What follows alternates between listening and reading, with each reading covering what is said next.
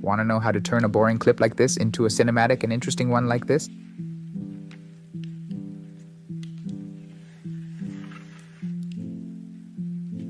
Let's follow this tutorial. First, import the file into a project like so.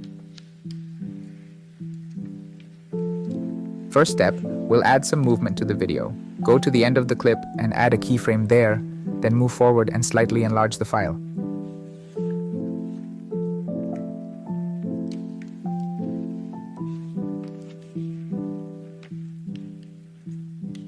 Now our clip will have some movement like this.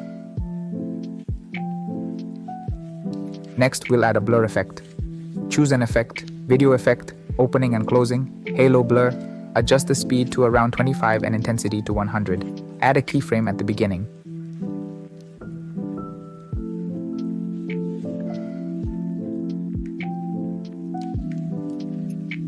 Then at the end, adjust it and change the intensity to 0.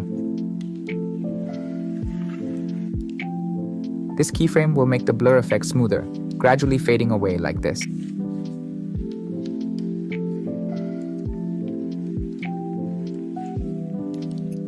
Congrats!